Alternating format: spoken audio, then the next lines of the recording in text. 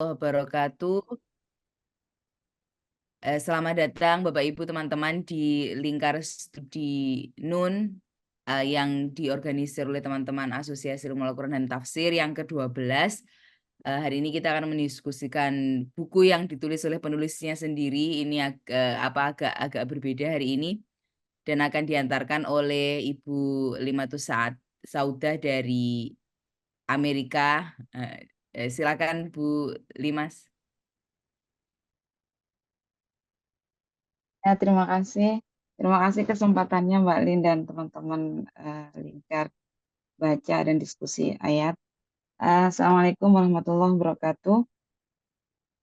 Waalaikumsalam. Bismillah, Alhamdulillah kita bisa kembali setelah tertunda mungkin 1 minggu atau berapa ya, ke diskusi ayat dan Lingkar Baca yang ke-12. Seperti yang disampaikan oleh Mbak Lin barusan, hari ini atau malam ini kita akan mendiskusikan suatu teks yang juga akan suatu teks yang ditulis dan akan didiskusikan langsung oleh penulisnya sendiri, yang judulnya adalah Metode Mantiki Logika Kontekstual Integratif Tafsir Al-Quran oleh Muhammad Shadiq. Dan sudah bergabung kali ini penulisnya sendiri dan yang juga akan menjadi pemantik ya di diskusi kali ini, Bapak Muhammad Shadiq yang sekarang jadi dosen aktif di STAI Sadra, ya Pak ya. Iya, iya. Ya. Dan di Prodi saya. Oke, ya. Oke, kalau sedikit mengantarkan sedikit saja, tapi melihat atau membaca sekilas disertasi yang mau dibukukan atau sudah terbit ini Pak, berarti bukunya Pak? Alhamdulillah sudah terbit 2 kali. Oh, alhamdulillah sudah terbit. Oke. Tahun 2019 Pak ya, kalau dilihat Ya, dari ini yang di-share. 2019 dan 2022. Ya, 2019 dan 2022. Berarti buku yang sudah terbit ini gitu ya. Kalau melihat mukaddimahnya itu termasuk penelitian untuk mengkritisi dua dua macam tafsir, yaitu tafsir tekstual dan tafsir kontekstual, begitu yang sedang marak begitu kalau melihat dari pengantarnya.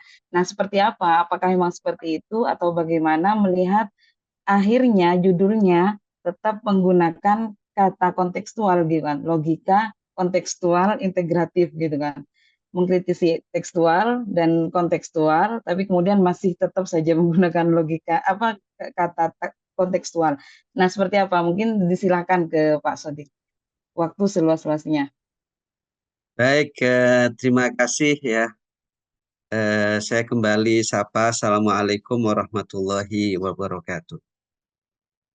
Waalaikumsalam warahmatullahi wabarakatuh. Waalaikumsalam warahmatullahi wabarakatuh.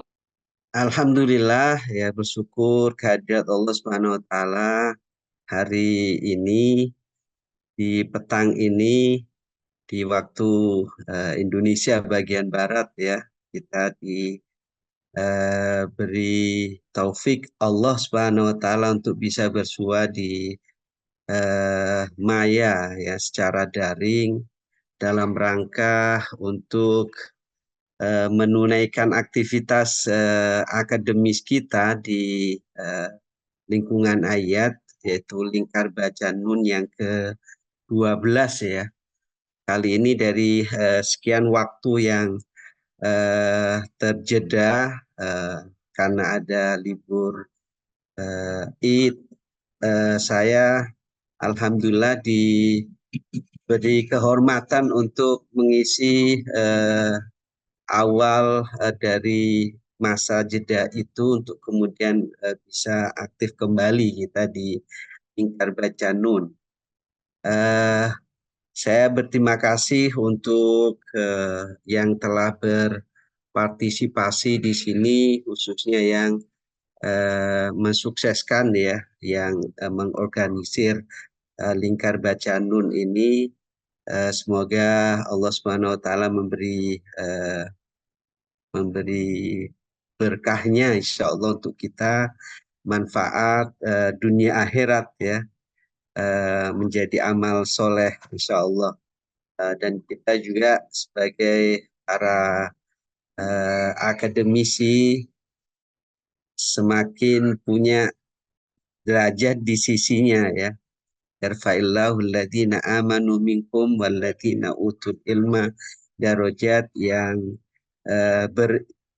bersusah payah ya, untuk meluangkan waktu, terus kemudian juga kadang mengabaikan sebagian tugas untuk lebih memprioritaskan pertemuan ini ya.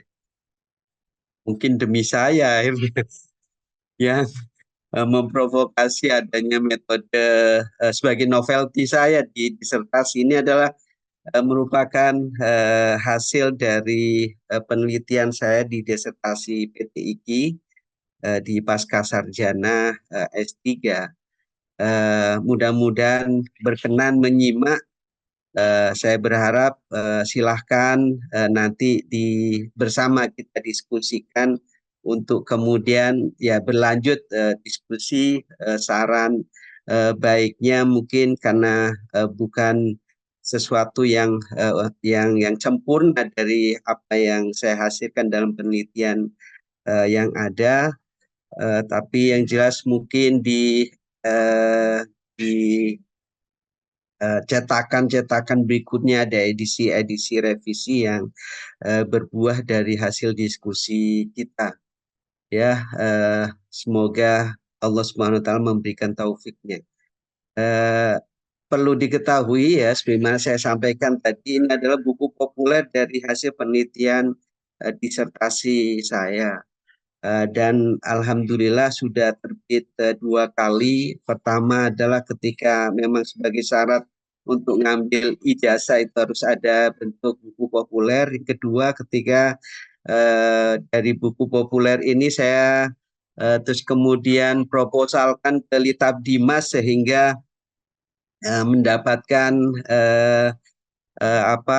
bantuan dari Litab Dimas untuk mempublikasikannya di tahun 2002. Jadi cetakan pertama itu 2019, cetakan kedua 2022.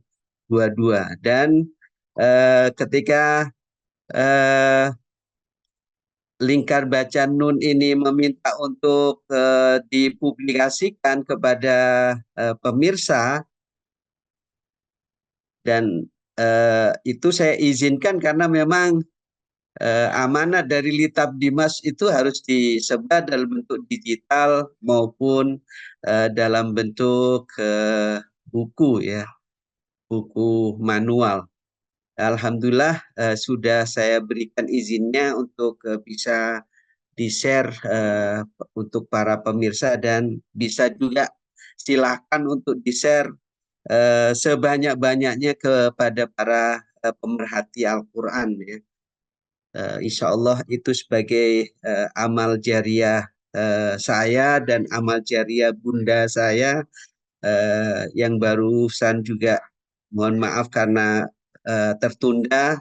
Saya harus ke rumah pulang dari Jakarta saat itu. Insya Allah husnul khotimah, mohon doanya Allah Subhanahu wa taala menerima beliau, arwah beliau diterima di sisinya, salah khilafnya juga diampuni insya Allah. Baik, tanpa menambah prakata yang menurut saya juga harus saya sudahi dan kita masuk pada materi diskusi kita. Mohon maaf, silakan ini bisa ini ya, dilihat ya share screen saya untuk pemirsa. Aman Pak, aman. aman. Ya, sebelumnya juga saya ucapkan terima kasih ya, khususnya kepada Direktur Ayat ya, Prof. Sahiron tentunya. Bila mana hadir, saya ucapkan terima kasih yang telah memberikan motivasi kita semua untuk tetap jihad ilmu ya. Insya Allah dengan taufiknya kita senantiasa dalam jihad ilmu ini. Khususnya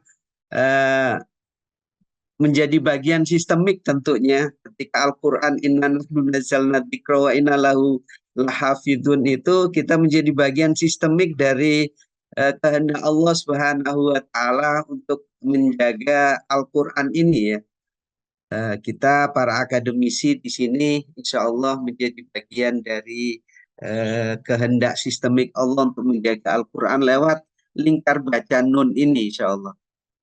Baik, saya untuk memulai materi tentang metode mantiki ini ada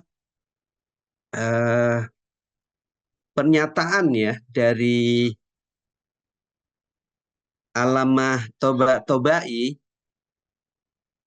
di mana di muqaddimah tafsirnya beliau menyatakan bahwa memilih atau mengambil satu metode ya untuk kita menyingkap arti makna Al-Quran dan maksudnya, kalaupun itu semua merupakan metode dengan disiplin ilmu yang masing-masing dimiliki oleh setiap pembaca Al-Quran itu, beliau menyatakan wakhtiyarul madahib al-khassah wattikhadul masalik wal ara al-makhsusah wa in kana ma'lulan liikhtilafil anzar al-ilmiyah aw li syai'in akhar kattaqalidi wal asabiyatil qaumiyah wa laysa hahuna mahallul istighal bidzalik illa anna hadha tariq minal bahth ahra bi ayyusamma tatbiqan la tafsiran. Jadi metode yang berkembang dijadikan pijakan untuk membaca Al-Quran, memaknai dan menyingkap maksudnya. Kalaupun misalkan ada mazhab dipilih, mazhab diambil untuk kemudian menginterpretasikan kalamullah itu sebagaimana kecenderungannya, sebagaimana spesialisasinya, sebagaimana mazhabnya, sekalipun atas dasar fanatisme misalkan golongan itu silahkan saja ya, silahkan saja. Tapi itu semua menurut beliau lebih baik ya ahro atau lebih tepat untuk dikatakan sebagai tadbiqan, sebagai terapan, sebagai kalau bisa diistilahkan kontekstual, itu lebih tepat ketimbang merupakan tafsir. Bila mana dibilang tafsir itu Al-Quran sebenarnya tidak perlu tafsir, karena bagi Tobai Al-Quran itu sebagai tibyanan likulli syai' hudal linnas, furqanan dan lain sebagainya sebagai karakteristik Al-Quran itu nggak mungkin Al-Quran itu nggak jelas. Gimana dia menjadi petunjuk kalau petunjuknya nggak jelas? Artinya sebagai petunjuk dia jelas, sebagai penjelas dia jelas, tidak ambigu gitu. Makanya ketika ada tafsir dengan berbagai macam metode, beliau sampaikan bahwasanya itu lebih tepat sebenarnya bagaimana upaya kita membaca Al-Quran ini dengan berbagai metodenya itu berusaha untuk menselaraskan, mengkontekstualisasikan dengan apa yang ada, artinya menyentuh Al-Quran ini pada konteks-konteks barunya. Sepanjang Al-Quran harus menyentuh persoalan-persoalan umat pada zamannya, ya sezamannya itulah dia harus dikontekstualisasikan, dipastikan. Jadi misdak barunya, ekstensi barunya itu seperti apa? Itu semua bukan tafsir, tapi bagaimana upaya mengkontekstualisasikan, bagaimana upaya untuk menerapkan. Jadi kalau misalkan ayat Al-Quran menyebut wa'idu lahum mastata'tu min quwwah, itu bagaimana wamirrib sampai kemudian wamirribratil khail turhibuna aduallah, itu apakah harus dimaknai sebagaimana mana-mana teks, seperti misalkan ya kalau pada masanya misalkan bagaimana strategi untuk mengimbangi musuh, ya skill manah memanah, terus kemudian teknologi panah, terus kemudian skill main lembing seperti apa, terus kemudian skill berkuda bagaimana. Itu kan secara konvensional memang saat itu demikian.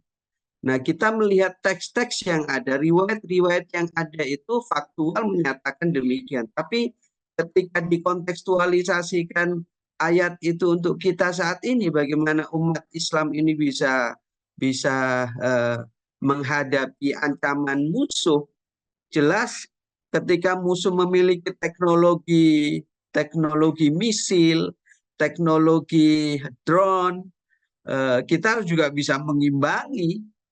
Bukan terus kemudian, makanya ketika bicara tentang tafsir tekstualis itu, seperti kelompok salaf dengan secara puritanistik itu, ketika berhadapan pada ayat-ayat ini, kan cuma hanya mengandalkan teks-teks bil ma'thur, artinya birriwayah. Kalau birriwayah, ceritanya ya perang-perang konvensional saat itu, ya main lembing. Makanya sekarang miris sekali ketika membaca ayat ini, misalkan ketika membaca ayat ini ternyata misalkan berusaha untuk disunahkan, misalnya berusaha untuk disunahkan main panah, terus main lembing, berkuda. Apakah itu menjawab teknologi perang militer saat ini? Alutsista kita itu pakai panah memanah, maksudnya. Sekarang itu AK dengan berbagai macam versinya otomatis, kita masih mau mengasah panah, ngasah belati, pedang kayak gitu kan enggak. Hancur dulu kita. Nah, bagaimana drone-drone itu sekarang, seperti misalkan Republik Islam Iran menciptakan teknologi drone yang tidak bisa dideteksi oleh misalkan oleh radar musuh,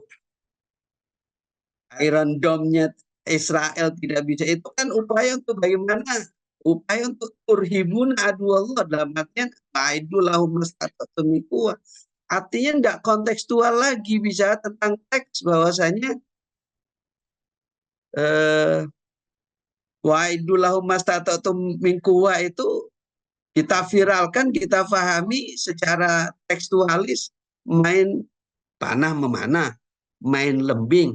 Ya kalau pada zamannya oke, tapi kini tidak demikian. Ya, tapi kini tidak demikian. Dalam artian upaya untuk bisa Al-Quran ini menyentuh kebutuhan kontekstual saat ini seperti apa, itu harus ditafsirkan. Artinya ada reinterpretasi, tapi tidak meninggalkan teksnya. Tidak meninggalkan teksnya. Oke, misalkan sekarang ini berangkat dari pokok-pokok masalah contoh seperti ini ya. Tesis saya itu saya lakukan penelitian secara mendalam dari berbagai macam referensi-referensi yang ada, bagaimana kemudian membuat sistematika tafsir yang kemudian saya kasih nama metodenya adalah metode mantiki. Atau misalkan kalau contoh-contoh yang ada sebagai hal yang mungkin relevan ya untuk kita saat misalkan kita melihat tafsir saat saya menulis disertasi ini, misalkan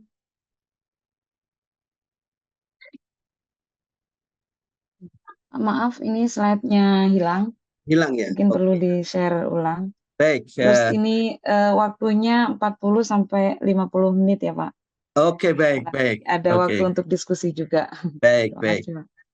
Jadi pertama misalkan dari pokok-pokok masalah yang muncul saat saya menulis disertasi ini, banyak kan kasus-kasus simbolisme agama seperti jihad, hijrah menjadi dalih pembenaran intoleransi, ekstremisme, radikalisme, dan terorisme oleh semua yang berafiliasi serta para pendukung ideologi khilafah, daulah Islamiyah, sebagaimana ISIS itu yang anti Pancasila dan NKRI, generalisasi kafir pada non-muslim dan diskriminasi sosiopolitik mereka di Indonesia, kasus Ahok misalkan, la tattakhidul yahuda wan nasara auliya ba'duhum auliya ubat, Al-Maidah 51 itu misalkan. Ayat-ayat perang dipakai dalam kontestasi politik pemilu. Ya Allah, sekiranya engkau tidak menangkan kami khawatir engkau tidak disembah di negeri ini. Itu upaya untuk apa? Ayat-ayat perang dipakai dalam kontestasi politik, padahal fastabiqul khairat saja gitu kan, kontestasi politik itu. Ada pembenaran pembinatangan cebong kampret lawan politik dengan ayat-ayat Al-Quran, misalnya di ayat Al-A'raf 176.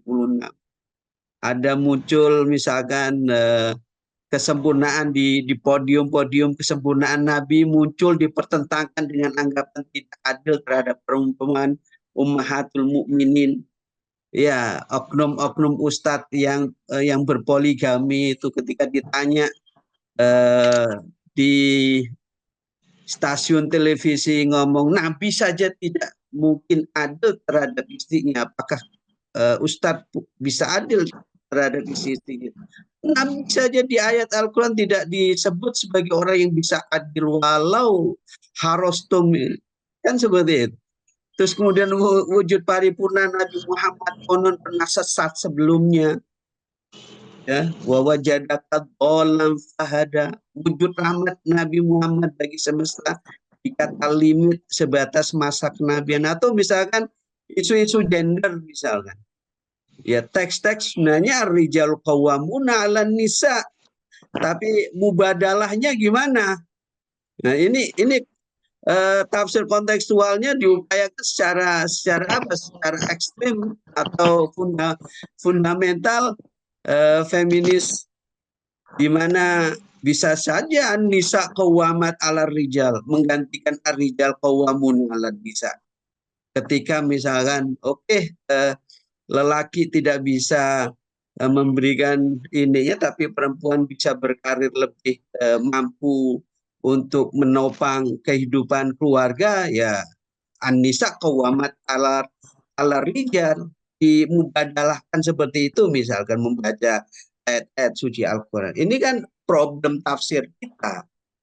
Artinya ini mau secara tekstual maupun kontekstual itu harus didudukkan dua kutub, tekstualis dengan kontekstualis dalam konteks tafsir, membaca ayat-ayat Al-Quran, menyingkap makna-makna yang tersembunyi di dalam Al-Quran itu perlu ada satu metode yang komprehensif, ya. Jadi berbagai pendekatan-pendekatan itu harus dilakukan. Jadi ini menjadi pokok masalah yang ada sehingga apa? Sehingga metode tafsir mantiki ini harus muncul untuk mengintegrasikan dua kutub ini, ya, untuk mengintegrasikan dua kutub ini. Kayak muncul kemudian metode mantiki ini berangkat dari pokok masalah itu semua. Nah, kalau buku ini pada kesempatan ini saya tidak bisa menjelaskan per bab-babnya maupun subbabnya. Saya lebih mengutamakan bagaimana novelty yang saya dapatkan dalam penelitian ini dengan menghasilkan satu metode yang disebut metode mantiki ini. Metode mantiki ini merupakan majmu'atum minal anasir. Ini kalau boleh sebagai definisi, ini bisa dibaca ya. Halo?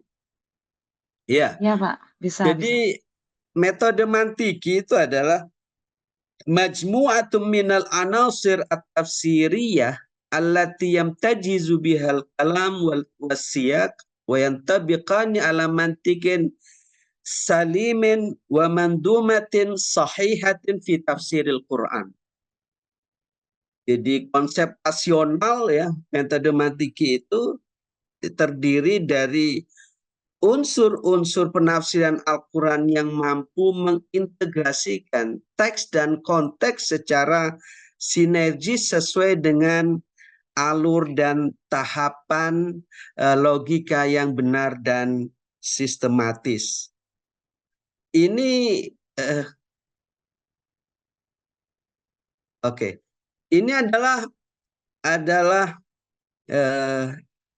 definisi dari metode mantiki itu. Jadi ada beberapa variabel yang ada. Ya, satu konsep rasional, ya, ada unsur-unsur penafsiran Al-Qur'an. Terus kemudian ada teks, ada konteks, ya, yang sinergis. Terus kemudian tahapan-tahapan logika yang benar dan sistematis itu seperti apa. Nah, ini paling tidak untuk bisa memahami, kalau bisa dibilang definisi ini harus jami' dan mani', banyak hal yang harus dijelaskan memang.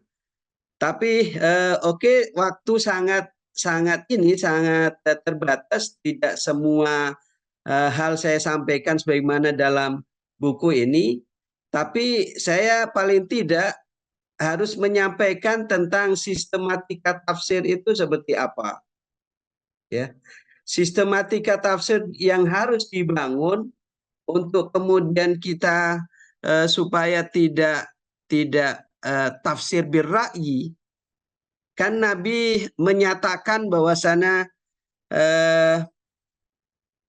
ittaqu al-haditsa anni illa ma alimtum faman kadzaba alayya muta'ammidan falyatabawwa maq'adahu minan nar. Qal wa man qala fil qur'ani bi ra'yih falyatabawwa maq'adahu minan nar. Ya. Hadis dan Al-Quran itu sepadan ya. Padanan Al-Quran itu hadis. Jadi keduanya bisa dibilang sakral sekali ya, sebagai wahyu, sakral sekali. Jadi jangan sampai nggak metodologis. Saya punya istilah bira'yihi itu dalam arti kalau secara mainstream bira'yihi itu adalah bira'il mamduh, bira'il madmum, saya tidak ada begitu. Jadi setiap metode tafsir yang muktabar itu bisa diterima oleh kita dalam arti antonim dari bira'yi. Setiap tafsir yang tidak metodologis itu bira'yihi.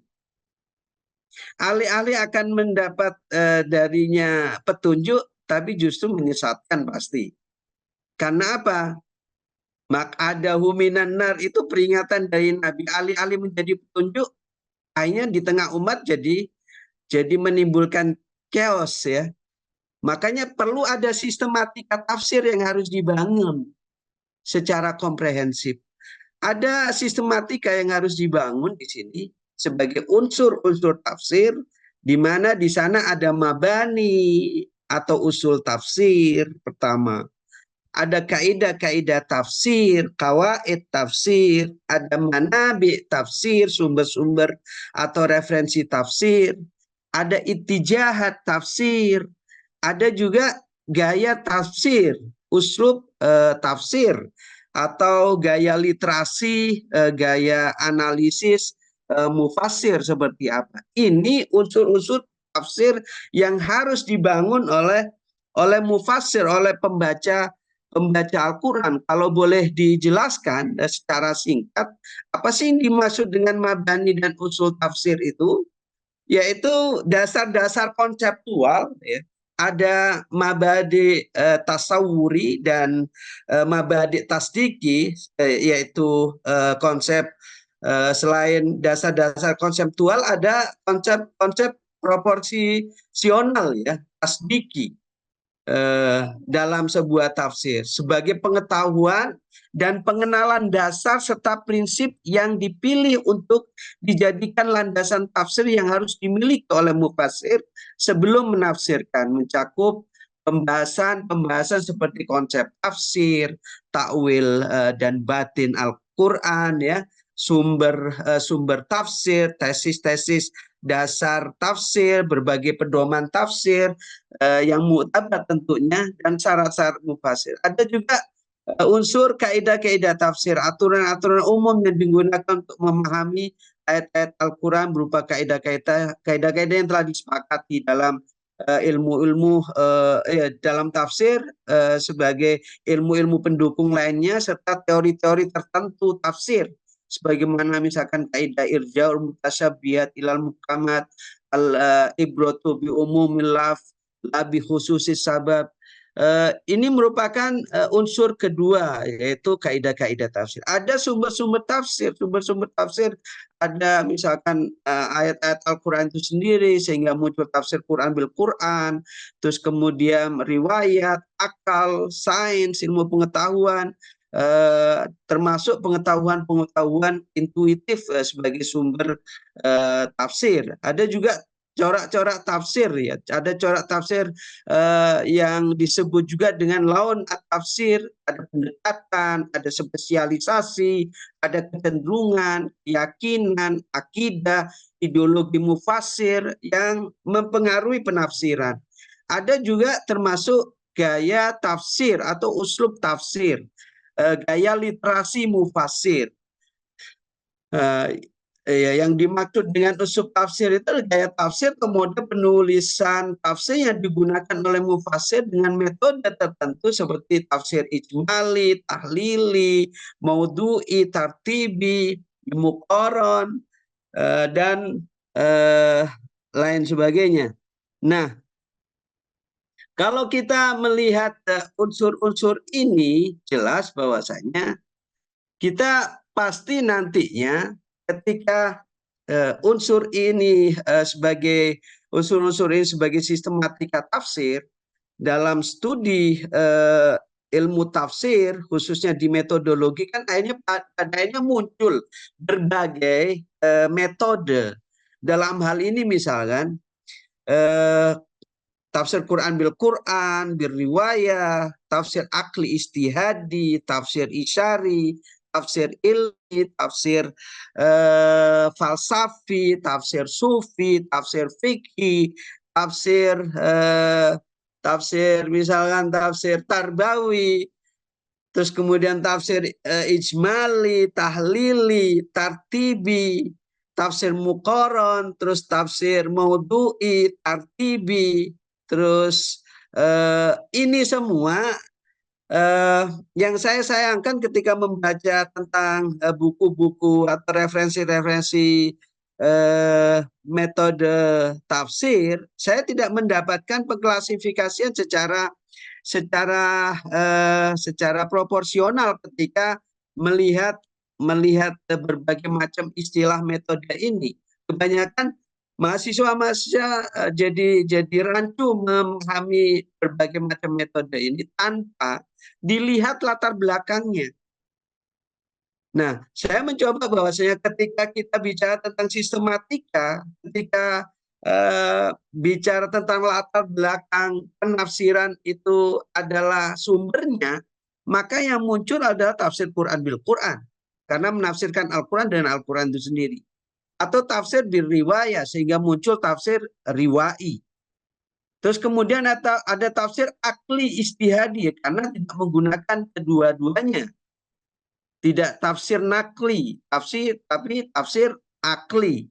Ada juga tafsir dengan menggunakan sumber-sumber intuitif, akhirnya kan muncul tafsir isyari.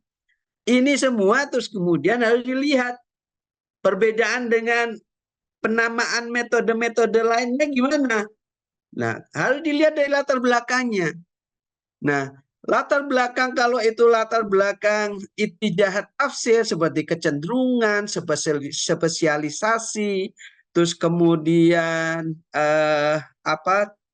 corak ya, corak atau sebuah tuntutan lingkungan yang ada, itu kan pada akhirnya memunculkan istilah misalkan karena kecenderungan dan spesialisasinya ada sebagai seorang filosof, maka yang muncul adalah tafsir-tafsirnya dengan corak filsafat. Kalau dia teolog pasti kalami. Kalau misalkan ahli hukum pasti fikhi. Kalau dia sosiolog ya pasti istimai. Kalau dia sebagai seorang linguis, tafsirnya akan bercorak tafsir lugawi, adabi misalnya. Nah, ada juga harus dilihat latar belakang apa? Latar belakang gaya literasi mufasir membaca Qur'annya. Kalau misalkan dia secara literasi tafsir menggunakan uslub misalkan ijmali, ya secara umum global tanpa detail menjelaskan berbagai macam aspek yang dikandung di dalam ayat itu global, seperti misalkan Jalalain dan lain sebagainya, itu kan global, itu ijmali. Uslubnya adalah ijmali, latar belakang uslub yang digunakan itu ijmali. Atau enggak, lebih detail dengan berbagai macam, karena ada berbagai macam hal yang perlu dijelaskan di sana banyak, akhirnya tahlili muncul. Ada maudhu'i ya, tematik, antonim dari tartibi atau tajzi'i, atau misalkan muqaran, komparatif dan lain sebagainya. Ini harus dilihat latar belakangnya. Jadi unsur-unsur yang ada sebagai sistematika tafsir yang membentuknya itu paling tidak akhirnya memunculkan berbagai macam metode yang ada di studi tafsir itu, dan itu harus dilihat dari latar belakang sistem yang ada yang digunakan, sehingga clear kenapa istilah ini muncul ya, karena latar belakangnya apa? Latar belakang sumberkah? Latar belakang corak itijahat tafsirnya kah? Atau gaya literasinya kah? Itu harus dilihat seperti itu. Makanya kita kalau melihat misalkan contoh bagaimana Agnes Goldziher mengklasifikasikan metode tafsir itu, jadi nggak sistematis gitu loh, nggak sistematis. Tafsir bil masur, bil ra'i, aladdo al-aqidah, aladdo tasawuf islami, ikhwan sofa, ismailiyah, kayak gitu. Terus kemudian tafsir aladdo al-firaqat diniyah, tafsir aladdo tamadun islami, kayak gitu. Terus kemudian tafsir bil masur, tafsir bil ra'i oleh Az-Zahabi seperti ini disebutkan misalnya klasifikasinya tanpa melihat latar belakangnya misalnya. tafsir bil ma'sur, istihadi, hadi ma'rifat, juga melakukan pembagian-pembagian yang menurut saya perlu dijelaskan secara sistematis ya, dengan melihat latar belakangnya. Ala kulli hal, ketika kita melihat sistematika tafsir ini terus kemudian mempengaruhi pada studi metodologi tafsir sehingga memunculkan berbagai istilah-istilah metodologis, ya pada akhirnya kita akan melihat semua ini, melihat problem dinamika tafsir itu ada stereotip tafsir yang muncul ya, antara tekstual dengan kontekstual ya. Dalam Az-Zahabi Ittijahat al-Munharifah fi tafsir Quran, terus kemudian dawafi'u ya, di dawafi'uha wa daf'uha, itu disebutkan stereotip tafsir ini ada pendekatan tekstual, ada pendekatan tekstual. Masing-masing saling mengklaim otoritatif dalam menafsirkan Al-Quran. Jadi pendekatan tekstual terkungkung pada ketundukan mutlak terhadap teks, sehingga kerap mengabaikan 3 pelaku utama penafsiran, yaitu mutakalim, kepada siapa teks itu disampaikan, mukhotab, dan konteksnya, yaitu siyak ya. Terus kemudian kalau kontekstual seperti apa? Pendekatan kontekstual tersungkur pada pemujaan konteks, sehingga seringkali teks itu diseret dan ditundukkan sesuai selera penafsir dengan alasan kontekstualisasi dan adaptasi kekinian. Ini ada ifrat, ada tafrid di sini. Harus ada moderasi di antara keduanya. Metode tafsir mantiki tentunya. Saya bisa mengklaim demikian karena ada dua fakta stereotip tafsir seperti ini. Perlu ada moderasi metodologis, yaitu tafsir Al-Quran dengan metode mantiki. Artinya dalam upaya untuk tidak menafsirkan, tapi upaya untuk mengkontekstualisasikan, tadbik maksudnya. Kalau tadi pengantar itu Pak Sodik juga pada akhirnya menggunakan tafsir kontekstual sebenarnya, ya ini dalam upaya untuk bagaimana sebagaimana Allamah Tabatabai itu menyampaikan ahrob ayusama tadbikon la tafsiran. Ini bukan penafsiran tapi upaya untuk bagaimana menerapkan secara kontekstual bagaimana Al-Quran itu menyentuh pada setiap zamannya seperti apa. Makanya perlu ada sistematika tafsir yang harus dibangun secara kontekstual. Baik, ada variabel yang harus difahami oleh kita ketika membahas metode mantiki ini. Ada hierarki kontekstualitas logika tafsir. Ada konteks literal, ada konteks mantuk ya, mantuk yaitu teks. Ada konteks histori dan kronologi asbab nuzul. Ada konteks identitas dan ruang lingkup hukum. Ada konteks kontemporer. Nah, metode mantiki berupaya secara sistematis bagaimana antara teks dan konteks itu berintegrasi. Jadi kontekstual integratif tafsir Al-Quran itu artinya memadukan dua hal, teks dan konteks.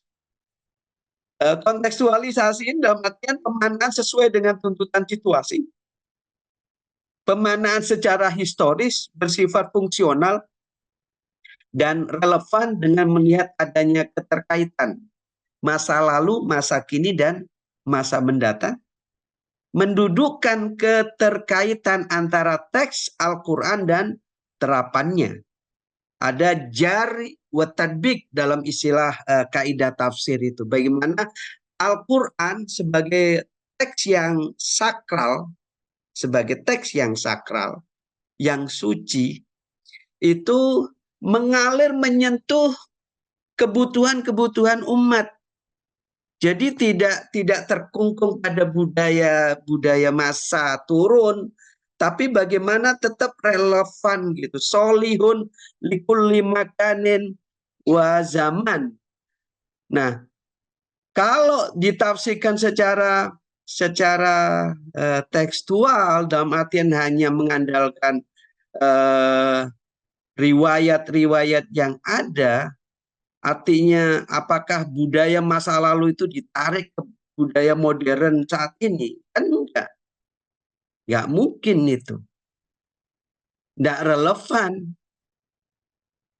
Tidak sesuai dengan apa? Filosofi Al-Quran itu, karakteristik Al-Quran seperti apa? Rahmatan lil alaminnya itu di mana?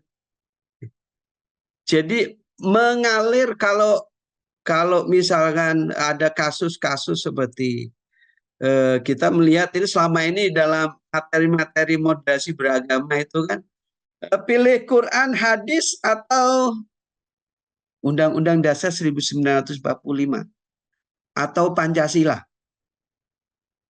Itu pertanyaan menjebak itu. Itu pertanyaan menjebak, pilih Al-Quran, hadis atau Pancasila, Undang-Undang Dasar 1945.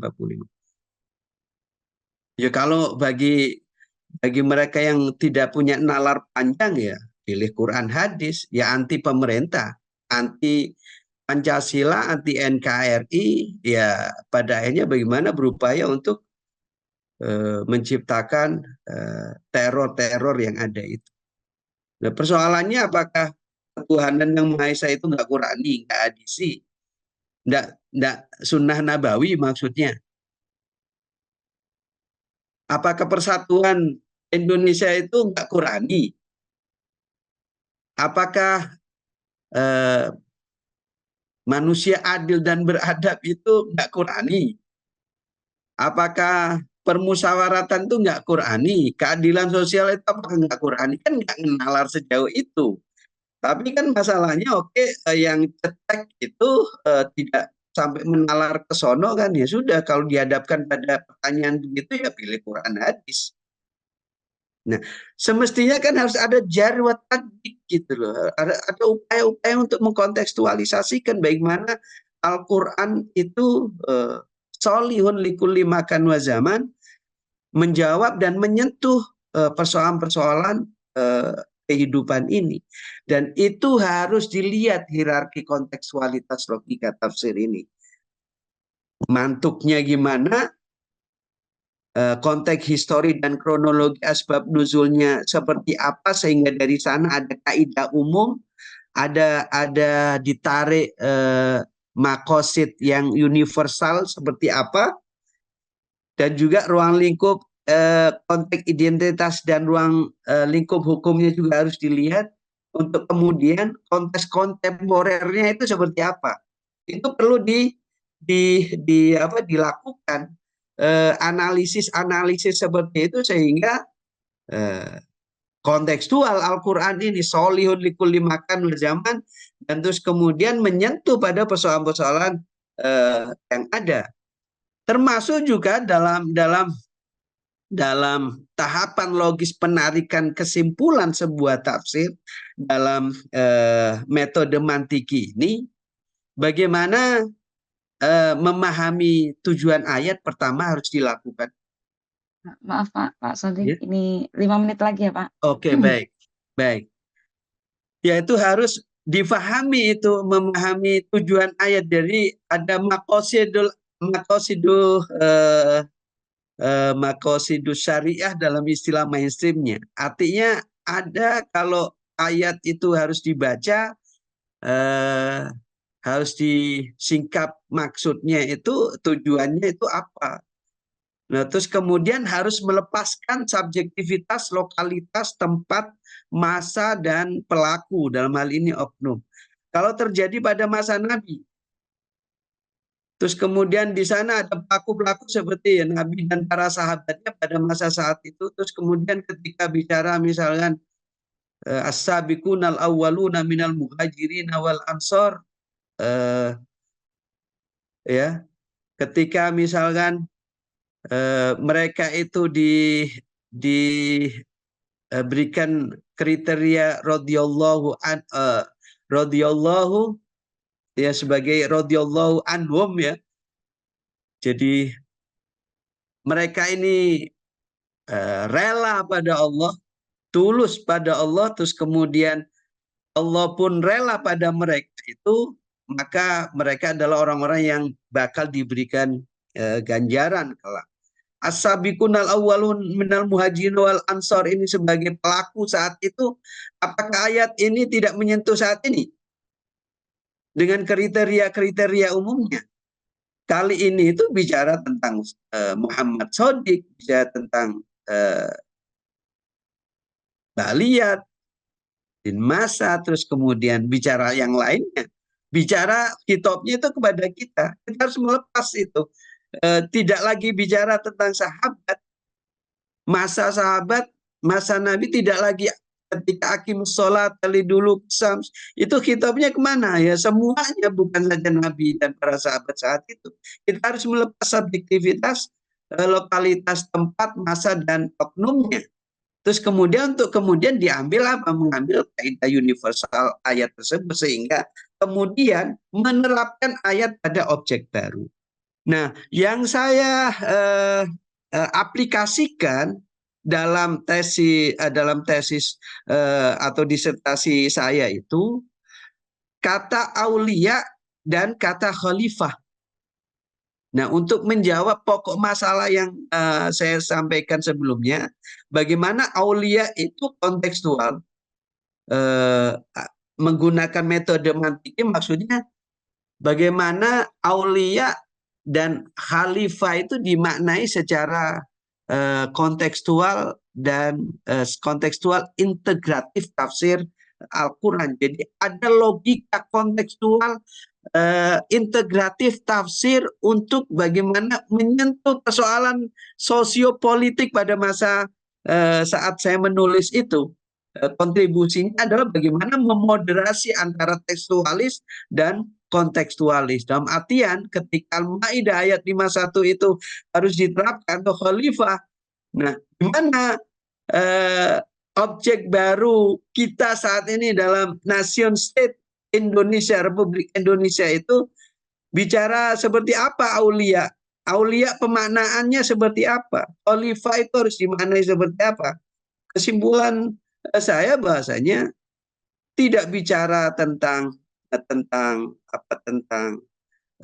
konteks Ahok atau tidak bicara tentang konteks khalifah bagaimana difahami oleh Hizbut Tahrir saat itu atau gerakan-gerakan penegakan daulah Islamiyah itu. Ya, kita bangga Qurani Indonesia ini dalam arti dalam menjalankan jar wa tadbik ayat-ayat itu yang jelas kontekstual dan integratif kita memahaminya. Mungkin sementara seperti itu apa yang mungkin gambaran secara umum ya dari apa yang semestinya saya sampaikan untuk kemudian bisa didiskusikan lebih lanjut. Terima kasih. Saya kembalikan ke moderator. Baik, terima kasih. Ya, tadi metode mantiki memang untuk hadir dalam rangka apa istilahnya tadi? Kalau istilahnya Pak Shadiq, memoderasi metodologis gitu ya, antara tafsir tekstual dan tafsir kontekstual. Mungkin dari teman-teman yang hadir di sini ada beberapa hal yang mau dikonfirmasi ulang terkait metode mantiki. Kalau dari saya sih, wah ini jadi moderator yang yang ini ya, yang tidak moderat ini ya. Gak apa-apa mungkin ya. Karena namanya metode mantiki dan saya ketika baca itu juga di bab yang berapa itu metode mantiki itu juga didasarkan pada ilmu mantik begitu Pak. Entah di yang mana. Sementara tadi belum disinggung juga apakah memang metode mantiki ini berdasarkan atau ada sedikit yang diambil dari atau mengadopsi ya dari ilmu mantik atau yang lainnya. Mungkin dari situ dulu, nanti teman-teman yang di sini Iya, bisa konsep mantiki itu memang terinspirasi oleh ilmu mantik ya. Artinya bagaimana ilmu mantik ini mengajarkan ya untuk bagaimana untuk berpikir secara lurus dan benar begitu kan. Kini bagaimana metode mantiki dalam konteks tafsir itu secara sistematis bagaimana menghantarkan bagi pembaca Quran untuk memaknai ayat, menyingkap maksud dari ayat yang terselubung itu agar bisa sesuai dengan sistematikanya, agar tidak sesat nalar gitu. Jadi bagaimana sistematika itu harus dibangun untuk mendapatkan tafsir secara moderat. Jadi menghantarkan para pembaca Quran dalam konteks bagaimana menyingkap makna Al-Quran, menyingkap maksud-maksud Al-Quran ini secara benar itu bagaimana. Orang mufasir bagaimana menafsirkan secara benar, ya harus melalui sistematika, harus ada nalar logis tafsir, ya. Harus menalar tafsir itu secara sistematis. Bagaimana dia menafsirkan ayat suci Al-Quran kalau tidak punya basis mabani dan usul tafsir. Bagaimana dia bisa membaca dengan benar, menafsirkan Al-Quran dengan benar kalau tidak punya misalkan qawaid tafsir, ulumul Quran misalnya. Tidak punya manahij tafsir. Tidak punya uslub tafsir. Makanya bila mana sistematika ini tidak dibangun, maka adalah tafsir birra'i. Tafsir birra'i yang secara mainstream disebut tafsir birra'i mazmum itu yang diperingatkan oleh Nabi, man qala fil Qur'ani birra'yihi falyatabawa maq'adahu minan nar. Karena tidak membangun logika tafsir kontekstual integratif itu. Seperti itu, Mbak Lima.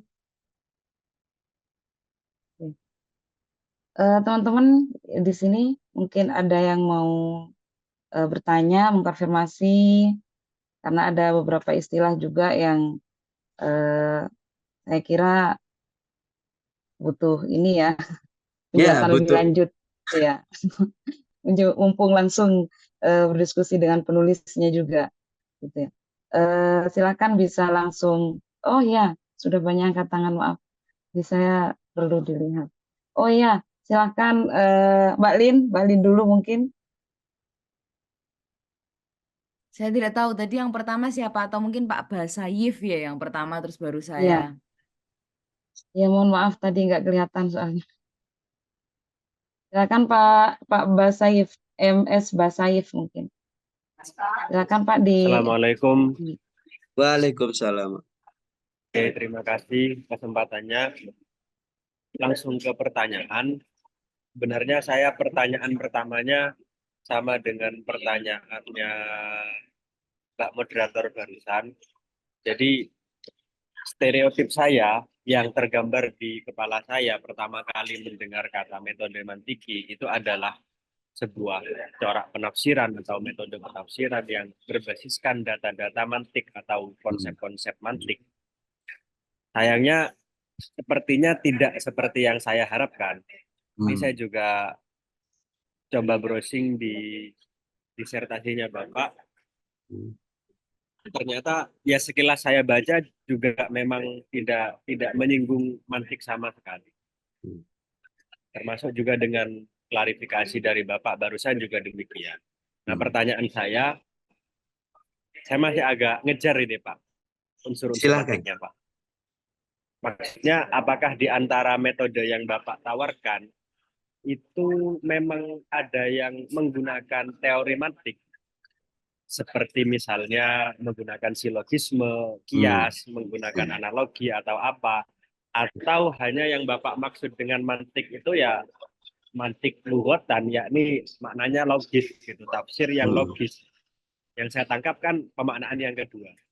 Nah, saya coba pertanyakan yang asumsi saya awal tadi, apakah dalam metode penafsiran yang Bapak tawarkan itu masih berbasis pada teori dan konsep yang ada di dalam. Terima kasih. Oke, bisa saya langsung tanggapi Bu Lima ya? Silakan Pak.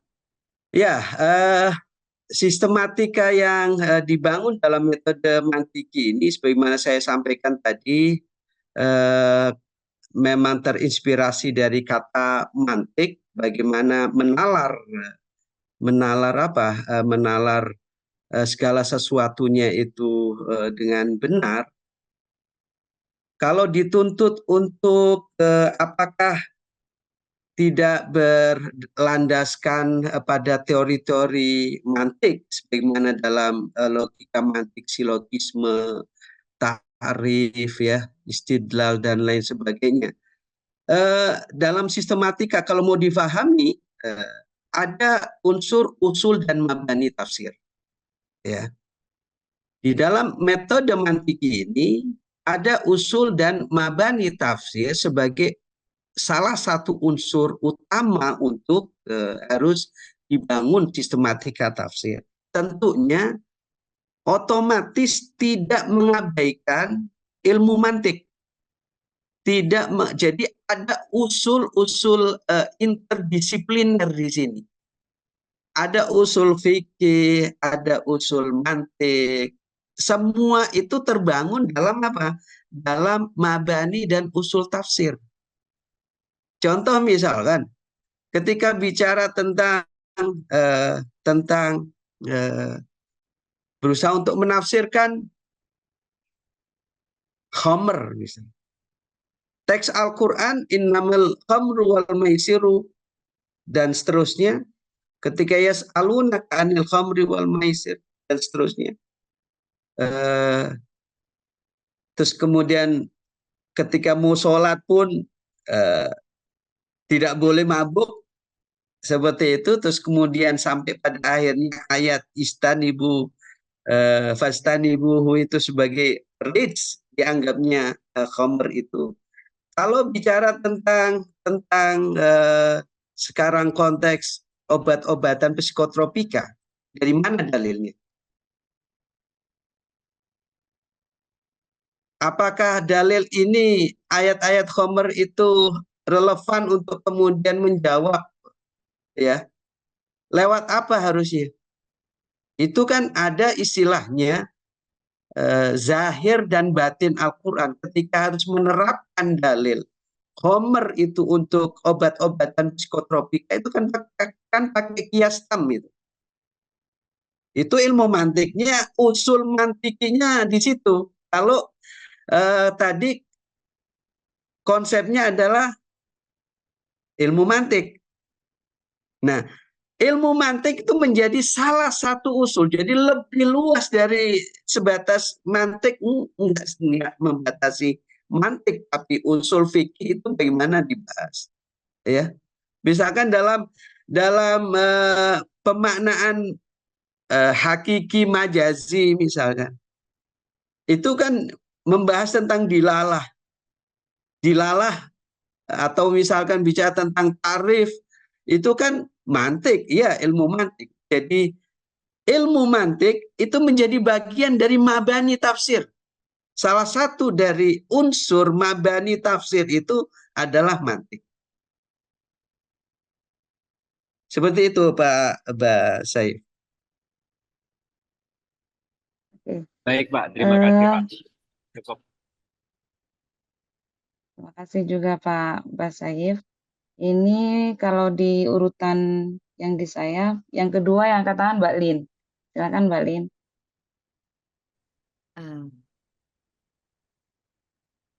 Terima kasih.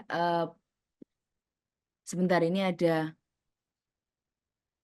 request dari admin untuk saya record. Coba saya record sebentar ya sebelum bertanya.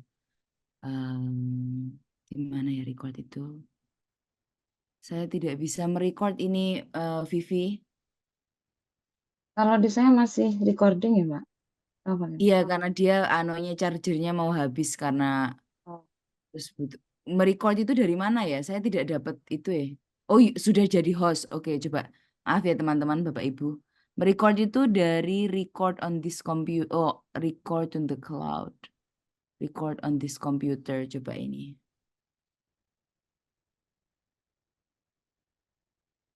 Berarti sudah ya ini ya, atau sudah? Oke. Sip. Bismillah. Terima kasih sekali Pak Sodik atas paparannya dan sharingnya atas bukunya. Tadi saya juga punya pertanyaan senada dengan yang disampaikan oleh Mas Basayif tadi tentang posisi penggunaan term mantiki di sini apa. Tetapi pertanyaan saya terkait dengan tafsir mantiki sebagai sebuah upaya untuk menggabungkan metode tafsir tekstual dan kontekstual. Atau mungkin yang pertama, Pak Sodik tadi menyampaikan istilah tatbik dan tafsir gitu ya. Iya. Dalam bayangan saya kemudian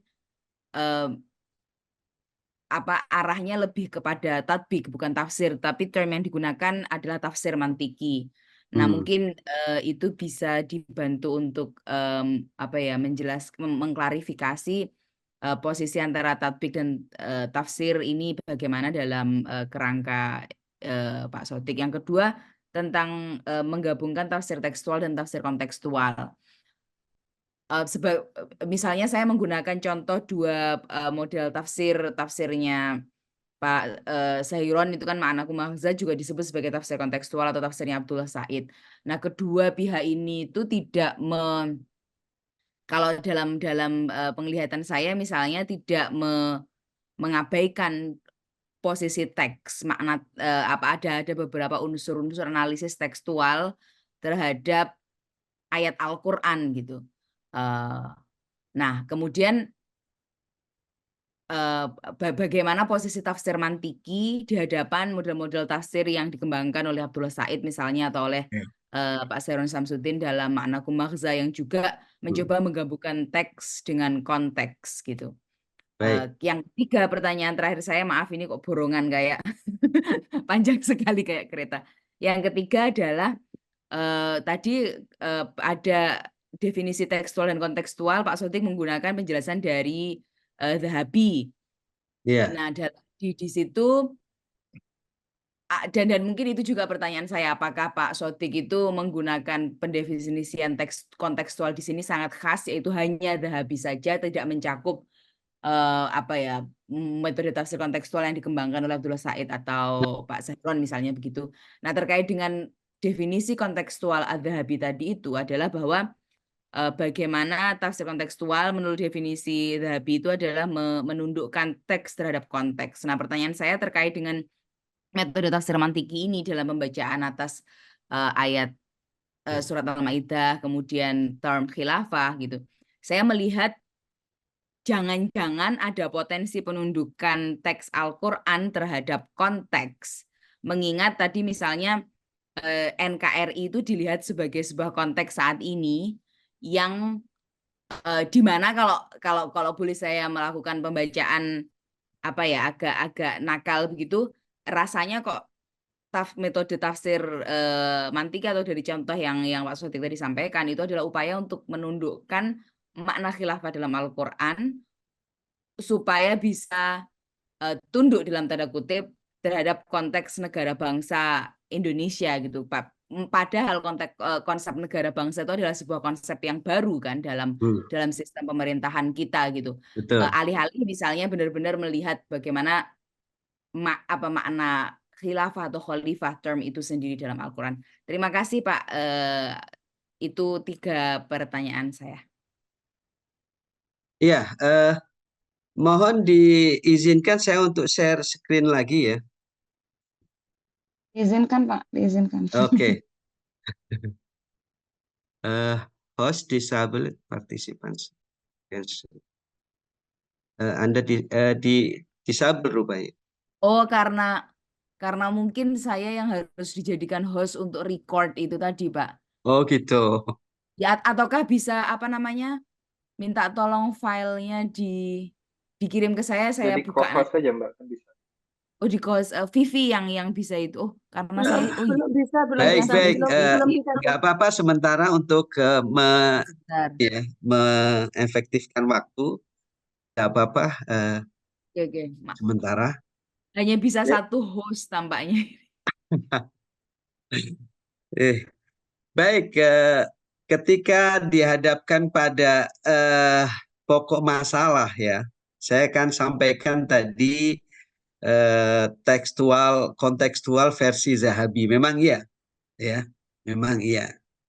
Artinya saya tidak mengeneralisir seperti sebagaimana tadi disampaikan ada Komagza, ya, dan juga upaya-upaya untuk bagaimana membaca tafsir secara kontekstual. Saya tidak mengeneralisir sampai pada magza itu tadi atau yang istilahnya para progresif berusaha untuk juga upaya untuk mengkontekstualisasikannya. Dalam artian tidak mengeneralisir saya.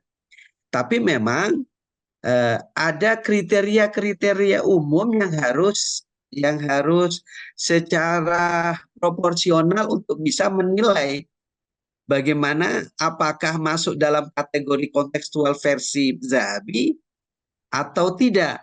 Itu yang penting. Berarti sudah ya ini ya atau sudah? Oke. Sip. Bismillah. Terima kasih sekali Pak Sotik atas paparannya dan sharingnya atas bukunya. Tadi saya juga punya pertanyaan senada dengan yang disampaikan oleh Mas Basaif tadi tentang posisi penggunaan term mantiki di sini apa. Tetapi pertanyaan saya terkait dengan tafsir mantiki sebagai sebuah upaya untuk menggabungkan metode tafsir tekstual dan kontekstual. Atau mungkin yang pertama, Pak Sotik tadi menyampaikan istilah tatbik dan tafsir gitu ya. Dalam bayangan saya kemudian arahnya lebih kepada tatbik bukan tafsir, tapi term yang digunakan adalah tafsir mantiki.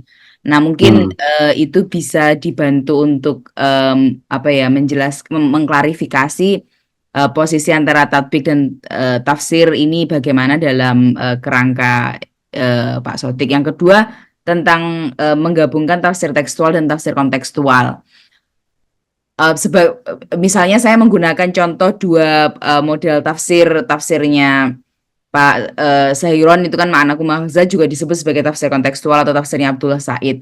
Nah, kedua pihak ini itu tidak kalau dalam penglihatan saya misalnya tidak mengabaikan posisi teks makna ada beberapa unsur-unsur analisis tekstual terhadap ayat Al-Qur'an gitu.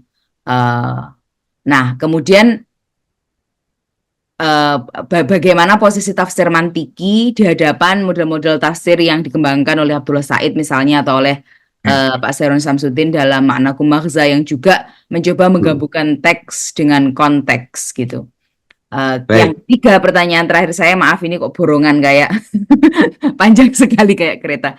Yang ketiga adalah tadi ada definisi tekstual dan kontekstual. Pak Sotik menggunakan penjelasan dari Zahabi. Nah, di situ dan mungkin itu juga pertanyaan saya, apakah Pak Sotik itu menggunakan pendefinisian teks kontekstual di sini sangat khas, yaitu hanya Zahabi saja, tidak mencakup metode tafsir kontekstual yang dikembangkan oleh Abdullah Said atau Pak Sahiron misalnya begitu. Nah, terkait dengan definisi kontekstual Az-Zahabi tadi itu adalah bahwa bagaimana tafsir kontekstual menurut definisi Zahabi itu adalah menundukkan teks terhadap konteks. Nah, pertanyaan saya terkait dengan metode tafsir mantiki ini dalam pembacaan atas ayat surat Al-Maidah, kemudian term khilafah gitu. Saya melihat jangan-jangan ada potensi penundukan teks Al-Qur'an terhadap konteks. Mengingat tadi misalnya NKRI itu dilihat sebagai sebuah konteks saat ini yang di mana kalau boleh saya melakukan pembacaan agak nakal begitu, rasanya kok metode tafsir mantika atau dari contoh yang Pak Sodik tadi sampaikan itu adalah upaya untuk menundukkan makna khilafah dalam Al-Quran supaya bisa tunduk dalam tanda kutip terhadap konteks negara bangsa Indonesia gitu, Pak. Padahal konsep negara bangsa itu adalah sebuah konsep yang baru kan dalam sistem pemerintahan kita gitu. Alih-alih misalnya benar-benar melihat bagaimana makna khilafah atau khalifah term itu sendiri dalam Al-Quran. Terima kasih Pak.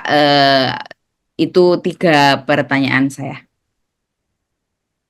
Ya, mohon diizinkan saya untuk share screen lagi ya. Izinkan Pak, diizinkan. Oke. Host disable participants. Yes. Anda di disable rupanya. Oh, karena mungkin saya yang harus dijadikan host untuk record itu tadi, Pak. Oh, gitu. Ya, ataukah bisa minta tolong filenya dikirim ke saya buka. Jadi co-host aja Mbak, kan bisa. Oh, di host Vivi yang bisa itu. Oh, karena saya belum bisa, Baik. Nggak apa-apa sementara untuk mengefektifkan waktu. Nggak apa-apa. Oke. Sementara. Hanya bisa 1 host tampaknya. Baik, ketika dihadapkan pada pokok masalah ya, saya akan sampaikan tadi kontekstual versi Zahabi. Memang iya, ya, memang iya. Artinya saya tidak mengeneralisir seperti sebagaimana tadi disampaikan ada Komagza ya, dan juga upaya-upaya untuk bagaimana membaca tafsir secara kontekstual. Saya tidak mengeneralisir sampai pada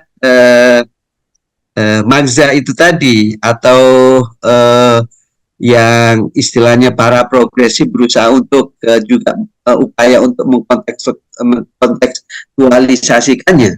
Dalam artian tidak mengeneralisir saya. Tapi memang ada kriteria-kriteria umum yang harus secara proporsional untuk bisa menilai bagaimana apakah masuk dalam kategori kontekstual versi Zahabi atau tidak. Itu yang penting ya. Dan kita punya punya sistematikanya yang ada di mana di metode mantiki ini.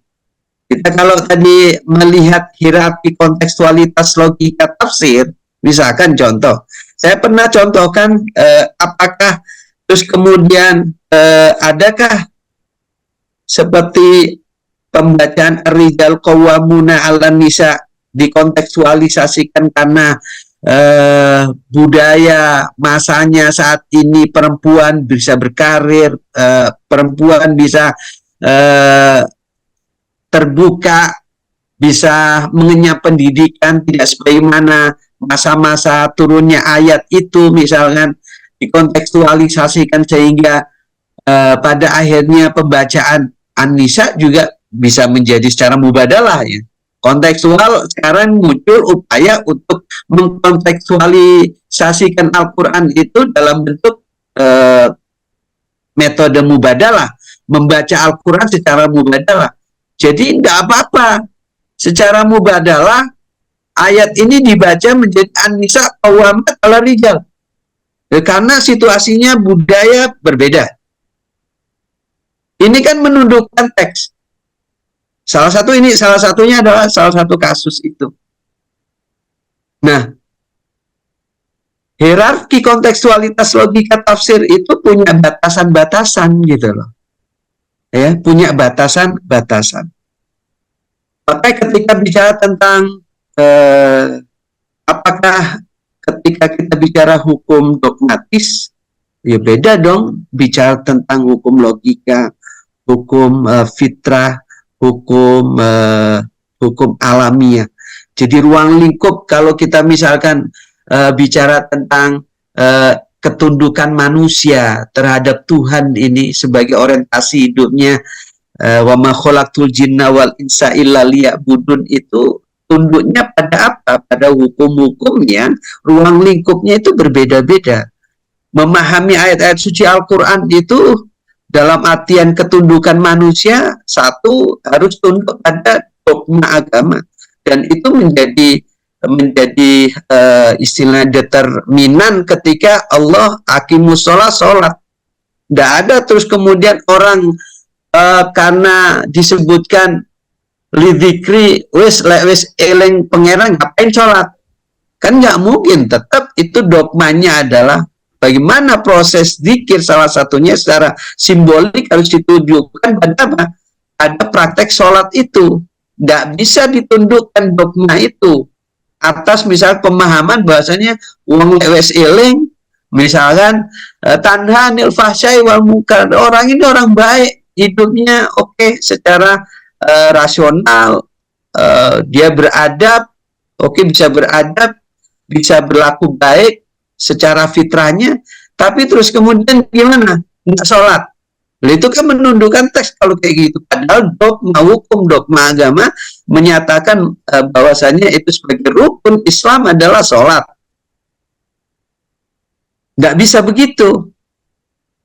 Nah, qawamat ala nisa sebagaimana feminis yang radikal itu qawamuna ala rijal qawamu, jadi an-nisa qawamat ala rijal sebagai mubadal dari ar-rijal qawamun ala nisa. Kan nggak bisa begitu.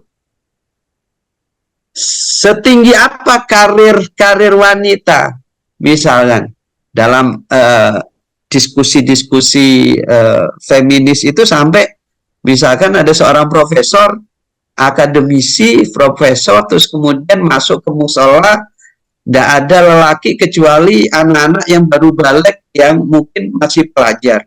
Hanya karena dia punya, mohon maaf, penis, terus kemudian perempuan sebagai feminis radikal dia bisa, kenapa harus saya makmum sama anak yang hanya karena penisnya? Nah, apakah demikian? Nah, dogma-dogma tidak memberikan ajaran demikian. Jadi kalaupun status sosial, status strata sosial ekonomi wanita pun sebagai wanita karir misalkan melampaui lelaki, apapun kondisinya tidak menghapus bahwasanya lelaki itu adalah yang berhak atas nafkah istri dan anak-anaknya. Kan seperti itu. Nah, kontekstualitas ayat-ayat Al-Quran itu kalau berangkat dari Zahabi, yang jelas tidak bisa digeneralisir seperti itu. Ada upaya-upaya kaum progresif untuk mengkontekstualisasikan ayat-ayat suci Al-Quran itu pun tidak bisa secara radikal. Ada garis merah itu. Ada garis merah yang harus difahami, di mana sistematika tafsir itu harus dibangun melalui itu tadi. Ada mabani usul tafsirnya, ada qawaid tafsirnya, ada manahij tafsirnya, ada uslub tafsirnya, ada ulumul Qur'annya. Semua itu harus dibangun secara komprehensif. Makanya UIN kita berusaha untuk bagaimana, bukan sebagaimana dulu kalau misalkan ada teori bagaimana dicarikan ayat-ayatnya untuk mendukung teori itu. Kan tidak demikian. Tapi bagaimana ini didialogkan. Islam punya konsep. Islam punya konsep bagaimana Islam didialogkan, diintegrasikan dengan berbagai teori yang muncul, ya, itu harus didialogkan secara interdisipliner, bukan terus kemudian ada teori muncul terus kemudian dicarikan ayatnya. Islamisasi tidak difahami demikian harusnya. Makanya UIN berupaya bagaimana memoderasi beragama itu sebagai atau sebagai visi misi Kementerian Agama itu bagaimana moderasi itu harus dilakukan, upaya kontekstualisasi Al-Quran dalam konteks keindonesiaan seperti itu. Kalau disinggung misalkan tentang khilafah itu kan gimana? Iya, ini kalau yang tadi itu Pak, kalau apa ya? Pertanyaannya Mbak Lin tadi yang kalau yang metodenya Pak Sairon yang makna kumangza, kemudian Abdullah Said, terus ini juga ada respon di apa namanya di chat, termasuk mungkin tafsir Maqasidinya Mustaqim. Apakah itu menurut jenengan tidak termasuk di konteks definisi tekstualis atau kontekstualis yang dari Husain Az-Zahabi tadi itu? Dan secara umum, khalifahnya. Jadi ini, secara umum saya memberikan batasan-batasan, ya. Secara umum ada batasan sistematika Al-Quran. Mau Mazza maupun Maqasidi, Abdullah Said, kalau menerjang batas ini, menerjang garis-garis merah sistematika tafsir, kita punya kritisi terhadapnya. Nah, saya juga dalam presentasi mempertanggungjawabkan disertasi ini, pertanyaan yang sama juga dilontarkan oleh para penguji. Tapi sistematikanya saya ingin membedakan kontekstualisasi yang ada, hierarki kontekstualitas logika tafsir itu seperti apa, langkah-langkah konkretnya itu tidak dimiliki oleh seperti Kumazza, seperti metode Maqasidinya Pak Mustaqim, Abdullah Said, dan lain sebagainya. Itu tidak ada sistematika yang saya bangun sebagaimana yang saya berikan dalam metode mantiki ini. Ya, kalau harus dikembalikan tadi seperti misalkan hierarki kontekstualitas logika tafsir itu bagaimana?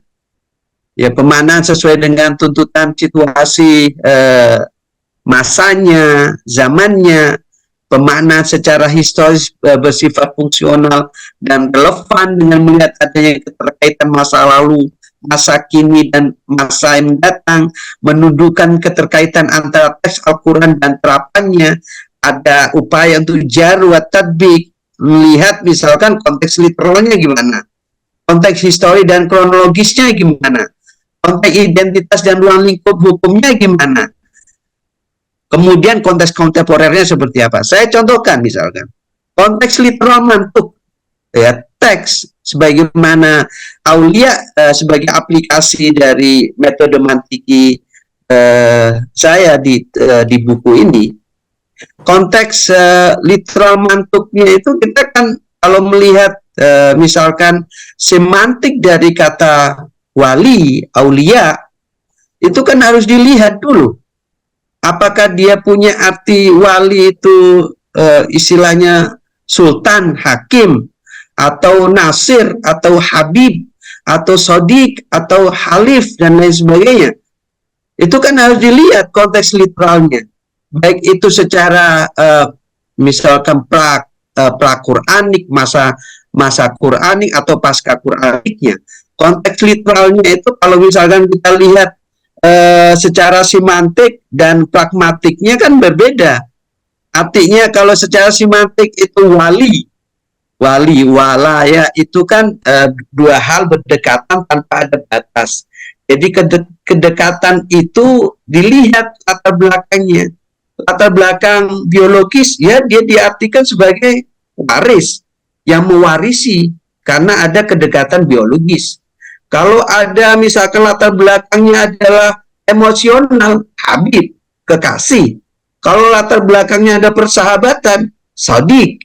Kalau latar belakangnya itu adalah misalkan persekutuan, kerjasama, halif. Kalau misalkan latar belakangnya adalah latar belakang bagaimana otoritas sebuah urusan antara ro'in sama ro'iyahnya, misalnya rakyat dengan pemimpinnya, bisa jadi dia adalah ulul amr, hakim, sultan, dan lain sebagainya. Kalau dilihat latar belakangnya itu, ya, Harus dilihat latar belakangnya. Nah, konteks histori dan kronologinya seperti apa? Asbab nuzulnya. Dan ternyata saat itu tidak bicara kepemimpinan, ada pemimpin nabi, punya sahabat yang selama ini punya persekutuan dengan orang Yahudi atau orang Nasrani. Nah, kali ini konteksnya misalkan saat Nabi dan para sahabat karena ada pelanggaran perjanjian dengan orang Yahudi atau Nasrani, itu gimana sikap orang-orang yang punya persekutuan sebelumnya dengan hubungan kerjasama, hubungan persekutuan dengan orang Yahudi. Makanya Ubadah bin Somit itu menanyakan kepada Nabi tentang persekutuan itu, bukan tentang kepemimpinan. Lah konteks historinya kan gitu asbab nuzulnya. Saya boleh karena pemimpinnya adalah Nabi. Nah, ada konteks identitas dan ruang lingkup. Ini untuk makanya ada beberapa hal-hal yang secara istilah itu perlu dijabarkan secara komprehensif sehingga tidak ada kerancuan ya untuk bisa membanding-bandingkan kontekstualitas itu seperti apa. Nah, misalkan konteks identitas dan ruang lingkup. Konteks identitas mohon maaf Pak. Mungkin tadi yang identitas dan ruang lingkup dan yang satunya lagi tadi konteks kontemporer kan tadi sudah dijelaskan. Ini ada yang merespon langsung terkait penjelasan Bapak mengenai lima unsur tadi mengenai mabani, usul gitu. Mungkin yang lebih bisa dieksplor lagi dan mungkin ini tadi ada Mas Duha yang sudah open on mic. Kemudian nanti untuk teman-teman yang sudah angkat tangan saya kira masih ada 3 lagi, mohon bersabar ya karena kayaknya semakin seru. Silakan Mas Duha dan mungkin juga ada di chat aja, Mbak. Iya. Iya, dialognya lebih dialog gitu loh, tidak terlalu monolog. Tadi kayaknya terlalu monolog, jadi kita menunggu. Jadi ya silakan. Ya Mas Fadli juga sepertinya juga merespon, silakan Mas Duha dulu. Iya, tidak apa Mas Duha, silakan. Oke, makasih Pak. Saya maaf nerobos Mas Aan dan Mas Fattah ya, karena pertanyaan saya masih nyambung dengan Mbak Lin dan sangat nyambung sebenarnya. Kalau Mbak Lin tadi menghadapkannya dengan Pak Abdullah Said dan Pak Zahiron, saya juga nambah satu lagi Pak Mustaqim tadi, yang tidak ada di 3 teori ini tuh yang mana Pak? Tadi Bapak bilang kan sistematikanya Pak. Beliau itu mempunyai sistematika yang sudah disebutkan sebenarnya langkah-langkahnya sudah ada dan malah iya beda dengan punya saya kan, beda dengan punya saya kan. Karena tadi penjelasan Bapak yang katanya beda tadi itu menurut di dalam pemahaman saya yang mungkin terbatas ya, itu sama dan sudah disebutkan oleh Pak Zahiron dan Pak Abdullah Said dan Pak Mustaqim. Yang tidak ada itu istilahnya, jadi yang tidak ada itu langkahnya, perhatiannya ke awareness-nya, kesadarannya atau istilahnya saja. Jadi yang baru ini istilahnya atau kesadarannya sebenarnya. Iya, novelty yang harus dibuat di setiap disertasi ya, temuan dalam sebuah penelitian itu salah satunya ada di istilah juga gitu loh ya. Jadi istilahnya atau ada yang lebih dari istilah Pak? Iya, lebih dari istilah, bagaimana nalar logika yang harus dibangun itu harus konkret seperti apa. Ya, kalau Anda kalau misalkan membaca bagaimana misalkan teori Magza ya, Magza itu coba Anda kalau bisa misalkan tadi mengatakan sama misalkan, coba langkah Magza dibandingkan langkah saya misalkan melihat kontekstualisasi hierarki kontekstualitas ayat suci Al-Quran seperti apa. Termasuk bagaimana kemudian aplikatif ayat Al-Quran itu kemudian menyentuh jarwat tadbiknya itu seperti apa. Misalkan tadi dalam paparan saya itu ada misalkan memahami tujuan ayat. Oke, sampai di sini harus difahami tujuan ayat itu. Terus kemudian melepaskan subjektivitas, lokalitas, tempat, masa, dan oknum ya. Mengambil kaidah universal ayat, menerapkan pada objek baru. Nah, persoalannya kan gini, ketika tidak ada garis-garis merah yang diambil sebagai batasan, itu kan problem sistematis itu, sistematikanya yang saya sebut sebagai nalar logis tafsir Al-Quran secara kontekstual dan integratif itu bagaimana secara komprehensif itu interdisipliner, secara komprehensif mendialogkan berbagai disiplin ilmu yang ada, ya. Makanya muncul mabani tafsir, kawaid tafsir, terus kemudian ada ulumul Quran, ada manahij tafsir. Nah, contoh-contoh terhadap kritik saya dalam hal ini oleh para progresif. Contoh tadi mubadalah saya contohkan. Sekarang misalkan contoh sekarang ini dalam konteks ayat Maidah 51 itu misalnya la tattakhidul yahuda wan nasara auliya ba'dhum auliya. Dalam konteks Zionisme seperti apa? Pak Sodik bisa mohon maaf, kontekstualisasi kali ini bagi mereka yang berusaha untuk memahamkan bahwasanya berdasarkan bahwasanya Al-Quran ini atau agama ini rahmatan lil alamin, mohon maaf, ada yang sampai mendukung normalisasi Israel dengan negara-negara Islam misalkan. Kenapa? Karena tidak boleh perang dengan apa? Sesama manusia. Artinya demi kemanusiaan kita harus apa? Harus menormalkan hubungan kita dengan Israel. Nah, itu harus ada mendudukkan aulia dalam konteks Israel itu kan perlu. Hanya karena apa? Hanya karena satu hal. Hanya karena satu hal, misalkan Islam itu rahmatan lil alamin. Ada konsep perang dalam Islam. Kalau begitu hapus saja perang itu. Itu mendudukan teks namanya. Nggak boleh seperti itu. Bagaimana harus didudukkan? Ini wajah Zionis yang genosida dilakukan tidak dalam konteks rahmatan lil alamin. Itu harus dihapus Israel dari peta dunia. Iya benar, kalau sudah menyangkut itu nanti akan sangat panjang, Pak.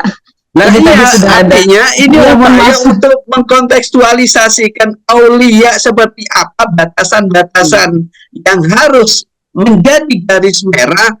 Hanya karena Islam dipandang rahmatan lil alamin, jangan perang, harus normalisasi dilakukan. Nah, yang sananya itu loh, tujuannya itu menghabisi genosida, fakta itu. Mau normal gimana? Nggak ada. Penjajah itu undang-undang dasar.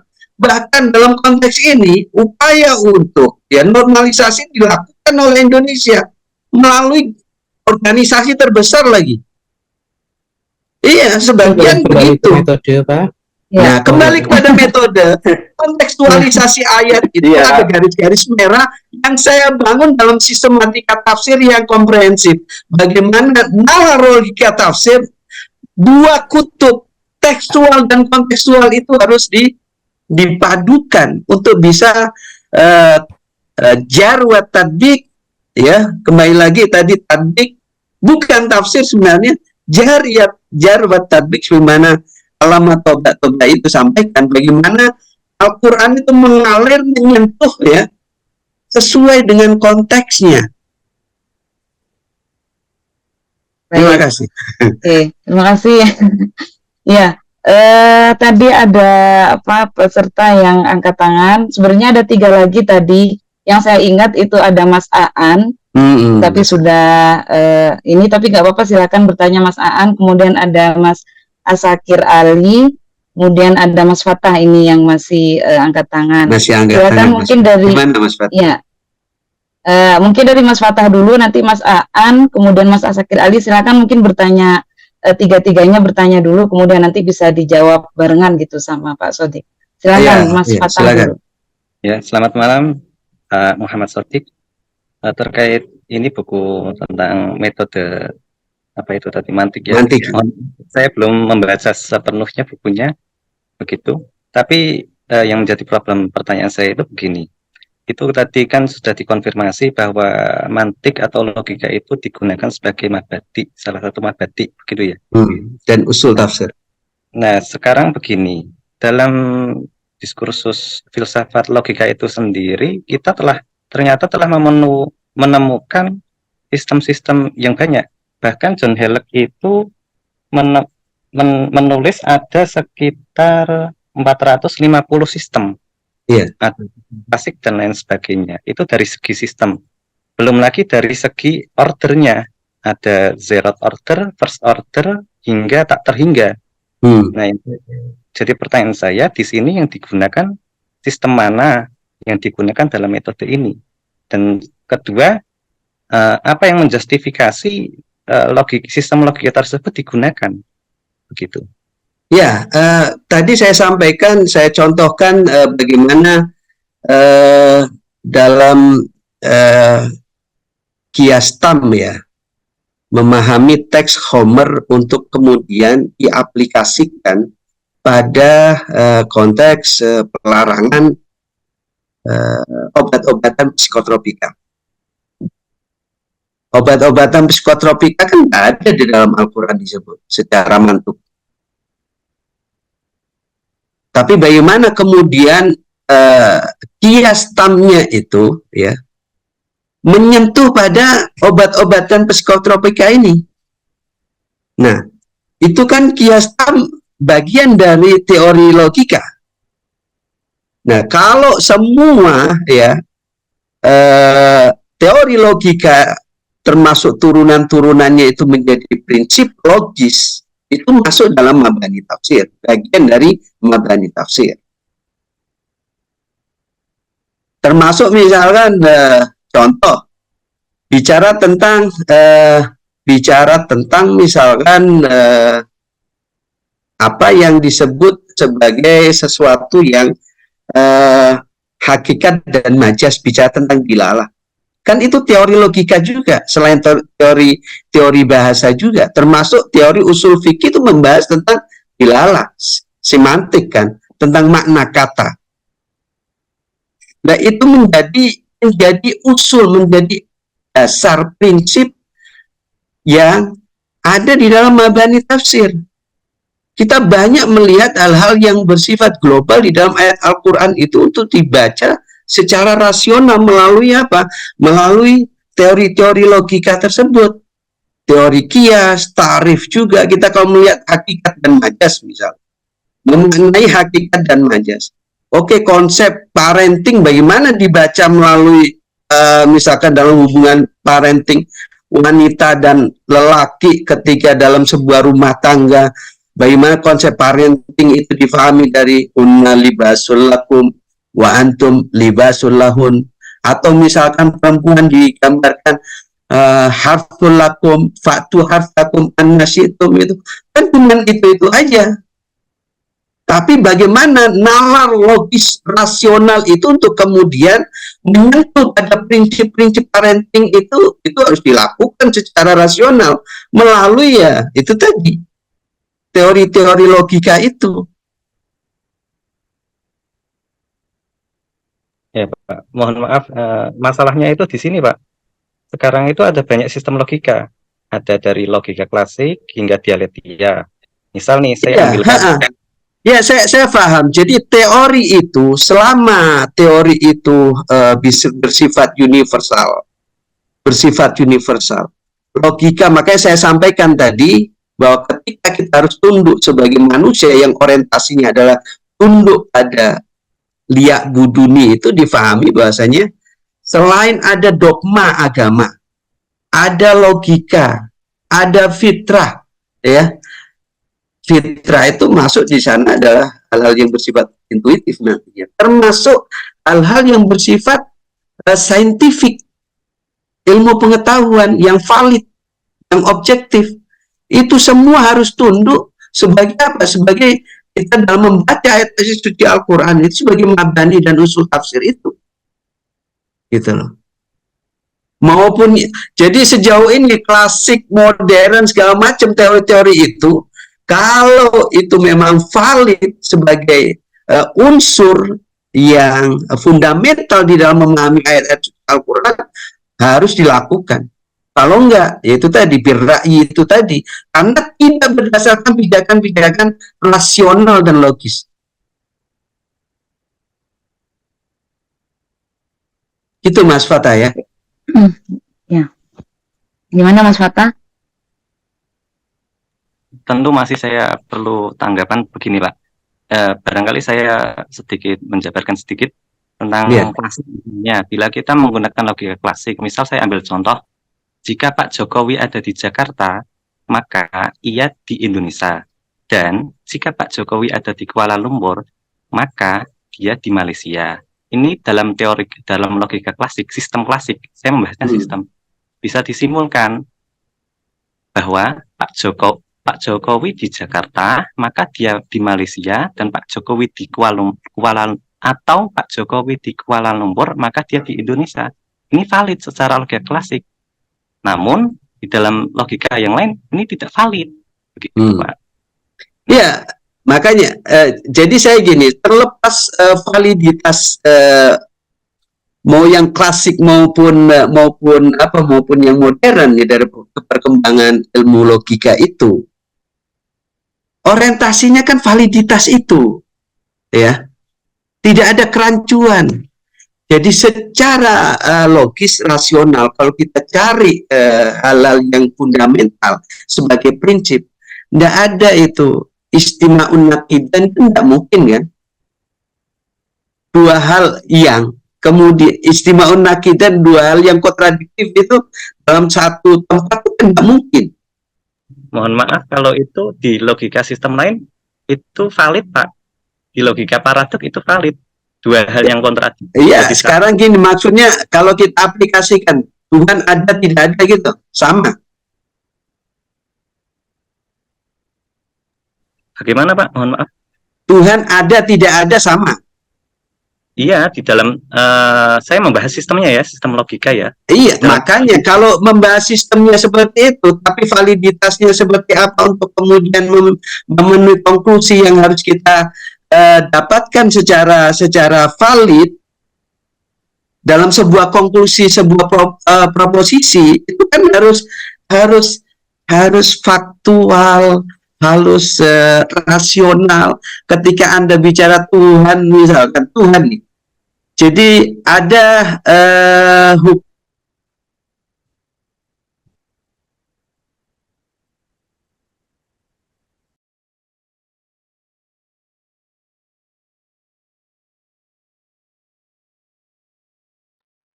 Sepertinya Pak Sotik terputus ya. Ya. Teman-teman yang lain sama kan ya? Sama Mbak, tak kira saya aja. Oke, coba saya. Sama berarti.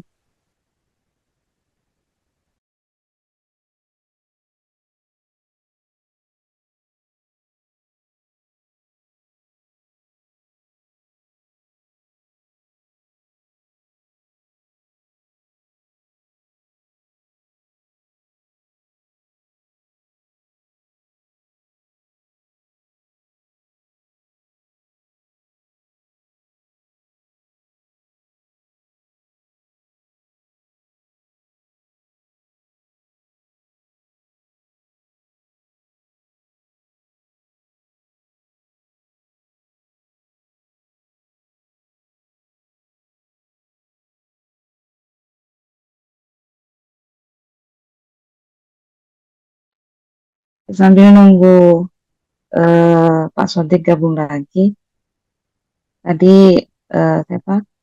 Pak Fatah ya, Mas Fatah.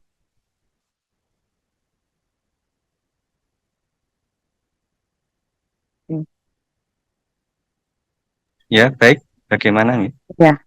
Ya, mengenai logika atau apa tadi? Ya, Sistem logika. Sistem logika. Ya. Untuk sistem logika boleh jadi saya hanya bisa ini ya, bacaan-bacaan, buku bacaan saja. Kalau di Indonesia itu saya yang baru saya baca, yang saya temukan itu Principia logikanya Martin Suryajaya. Adapun yang buku-buku lain bisa merujuk ke Introduction to Non-Classical Logic karya Graham Price. Ini juga membahas tentang sistem-sistem logik, di mana sistem logik itu memiliki kebenaran yang berbeda. Kalau kita merujuk ke teori logika klasik, evaluasi validitas complete and soundness-nya itu cuma benar atau salah. Tapi kalau kita merujuk ke dialektika atau logika paradok, kita akan menemukan evaluasi kebenarannya ada benar, salah, benar sekaligus salah. Ada lagi sistem logika trivia, di mana logika trivia itu semuanya benar gitu. Dan masih banyak lagi sistem-sistemnya. John Halleck itu menghimpun dalam katalognya itu ada 450 sistem logika, dan ini berbeda sama sekali dari logika klasik dan lain sebagainya begitu. Saya kira seperti itu. Sambil menunggu Pak Sodik gabung lagi, ya memang apa namanya di chat yang respon yang di chat aja dulu ya, sambil menunggu tadi Pak Sodik. Ya, terkait dengan Abdullah Said, rumah kosidinya Pak Mustaqim, kemudian makna kumangzanya Pak Sangiran tadi memang belum rampung ya. Nanti mungkin bisa, kalau masih ada waktu, nanti bisa disinggung lagi mungkin ke Pak Sodik, mungkin Mas Duha atau yang lainnya.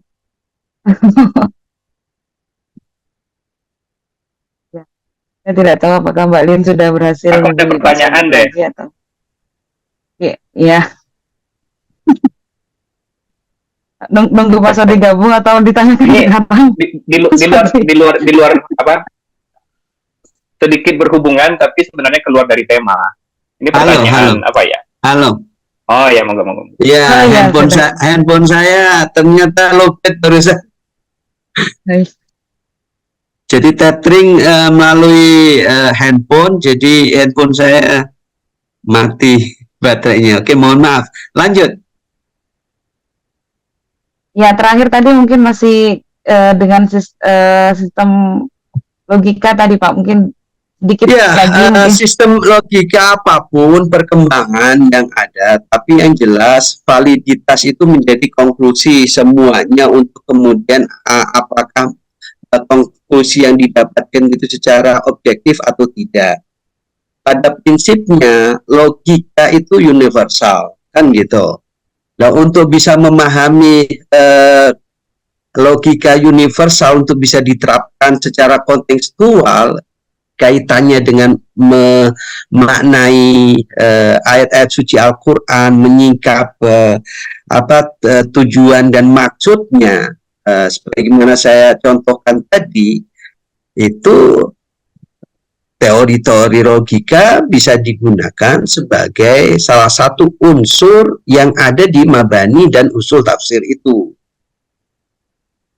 Jadi apakah itu klasik modern, bagaimana sistematika logika itu dibangun dalam sebuah teori, tapi intinya bahwasanya objektivitas masalahnya itu harus clear. Makanya ketika istima'un naqidain itu tidak mungkin, Tuhan ada di samping itu tidak ada, kan nggak mungkin. Itu mustahil, nggak rasional itu. Gitu loh. Oke. Karena mungkin tadi sempat ketika Pak Sodik sempat terlempar, itu ada beberapa keterangan tambahan dari Pak atau Mas Fattah, dan saya kira akan sangat panjang begitu. Untuk menyelaraskan pertanyaan dan jawaban ini, saya kira ya, karena saya kira ada dua hal yang maksudnya keilmuan. Ini lintas keilmuan diskusinya gitu loh, menyangkut juga filsafat dan yang lainnya. Barusan juga Mas Fadli sudah membuka akan punya pertanyaan juga. Saya kira ini sampai 5 menit lagi sepertinya ya, karena sampai 5 menit lagi habis. Iya. Tapi nggak apa-apa, saya nanti bisa tanya lagi, atau Mbak Lin nanti bisa, apakah memang sampai jam 9 atau ada waktu tambahan, karena sebenarnya masih banyak hal yang perlu ditanyakan. Cuma tadi karena Mas Fadli sudah mau membuka, katanya ada pertanyaan. Atau bagaimana Mbak Lin? Silakan apa sampai kita tutuskan sampai jam 9. Kalau misalnya ada teman-teman yang mau bertanya, tadi mungkin ada yang di chat mau masuk ke apa namanya bertanya langsung, atau tadi ada Pak Fadli yang mau gabung. Nanti setelah itu bisa kita selesaikan recording dan kita bisa diskusi lebih bebas kalau teman-teman Iya. mau melakukan itu ya. Iya, yang jelas tidak terbatas pada diskusi ini. Ya, misalkan bisa diharapkan ada lanjutan di tingkat prodi ilmu Quran tafsir, bicara tentang metodologi tafsir. Insya Allah siap ya sebagai amanat pastinya. Ketika proposal di Litab Dimas itu sebagai bantuan publikasi, saya harus publikasikan gitu loh, untuk bisa didiskusikan dan dimanfaatkan oleh para akademisi ilmu Quran tafsir ya, amanat dari Litab Dimas itu.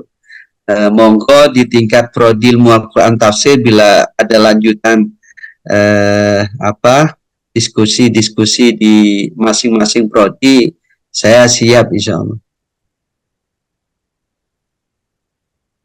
Oke, saya kira kita selesaikan untuk diskusi yang recording ini, gitu ya. Nanti kemudian bisa kita lanjutkan diskusi santai setelah ini. Setidaknya biar tugasnya sebagai moderator selesai secara formal gitu ya. Dan mungkin tadi juga pernyataan dari Pak Sodik yang terakhir barusan itu sebenarnya sangat membuka pintu diskusi untuk metode mantiki ini ya, hasil penelitiannya Pak Sodik. Sebagai metode yang baru tentunya juga akan banyak ya tadi novelty, mendiskusikan konsep novelty dalam riset. Yang dimaksud novelty itu bagaimana, apakah tadi kata Mas Dua disinggung, apakah langkah-langkahnya, apakah hanya istilahnya, apakah yang lainnya juga gitu. Itu sangat pernyataan Pak Sodik tadi yang terakhir itu sangat membuka itu.